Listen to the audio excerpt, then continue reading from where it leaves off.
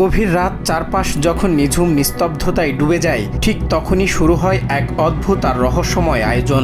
ধূপ আগরবাতির তীব্র গন্ধ যখন বাতাসকে ভারী করে তোলে, তখন এক অশরীরী উপস্থিতির জানান দেয় আশপাশের পরিবেশ। প্রত্যক্ষদর্শীরা বলেন, এই অন্ধকারে নাকি এমন কেউ এসে দাঁড়ায় যাদের খালি চোখে দেখা যায় না। এক অদৃশ্য শক্তির উপস্থিতিতে কেঁপে ওঠে মানুষের বুক, যে রহস্যের কোনো কুলকিনারা আজও মেলেনি। এই রহস্যের কেন্দ্রবিন্দু হলো এক বিশেষ ভোগ বা প্রসাদ। ভক্তরা ভক্তি ভরে খিচুড়ি পায়েস রান্না করে রেখে যান, যা উৎসর্গ করা হয় অদৃশ্য কোনো শক্তির উদ্দেশ্যে। লোকমুখে শোনা যায় মাঝরাতে অশরীররা এসে নীরবে সেই খাবারের ঘ্রাণ নিয়ে যান, আর ভরে গিয়ে দেখা যায় খাবারের হাঁড়িগুলো অবস্থান বদলে গেছে। প্রশ্ন জাগে, মধ্যরাতে খাবারের এই ভাগ নিতে আসলে কারা আসে?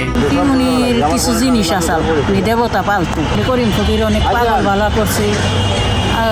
ভালা করছে, মানুষের চিকিৎসা করছে, গান বাজনা করছে, আমরা দেখছি ছোটবেলা। যুগ যুগ ধরে এই বিশ্বাস মানুষের মনে গেঁথে আছে। অনেকে মনে করেন এটি মৃত আত্মার অতৃপ্ত এক আধ্যাত্মিক আয়োজন। ভক্তদের দাবি, গভীর রাতে বাতাসের গতি বদলে যায় আর অদৃশ্য কোনো ছায়া নিঃশব্দে প্রসাদের সামনে এসে দাঁড়ায়। কোনো শব্দ নেই, কোনো কথা নেই, শুধু এক অদ্ভুত শীতল উপস্থিতিতে চারপাশ থমথমে হয়ে ওঠে। কিছু তার আধ্যাত্মিক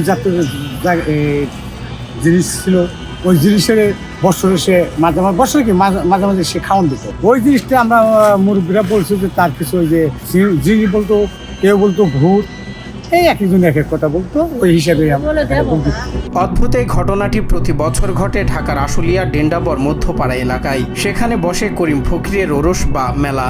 স্থানীয়দের কাছে এটি কেবল মেলা নয়, বরং এক রহস্যময় অভিজ্ঞতার নাম। বাইরে থেকে আসা মানুষদের কাছে এটি সাধারণ মনে হলেও যারা এই গভীর রাতের সাক্ষী, তারা ফিসফিস করে বলেন, এখানে লুকিয়ে আছে অজানা এক অতি প্রাকৃত উপস্থিতি। মুসলমান, এটা ঠিক আছে কথা, কিন্তু সর্বপ্রথম হলো 5 ওয়াক্ত নামাজের মাধ্যমে, যে এটাও তো একটা, আমরা তো খারাপ কিছু করতেছি না, এটা তো একটা ধর্মলয়, বা আমরা যে এখানে একটা তবরক পাক করছি, অনেক মানুষ খাইছে, বা ছেলেমেয়েরা খাইছে, ছোটো ছোটো বাচ্চারা খাইছে, এটা তো একটা মানুষকে সেবা করে, এটা তো একটা ধর্ম। এই রহস্যের শেষ কোথায় তা আজও জানা যায়নি। এটি কি শুধুই দীর্ঘদিনের পুরনো লোকবিশ্বাস, নাকি এর আড়ালে সত্যি কোনো অলৌকিক শক্তি কাজ করে? উত্তর হয়তো কারো জানা নেই, কিন্তু ডেন্ডাবরের সেই অন্ধকার রাতে আজও প্রশ্নটা অমীমাংসিত রয়ে গেছে। কারা আসে সেই খাবারের খোঁজে? সজল বিশ্বাস, বাংলা টিভি।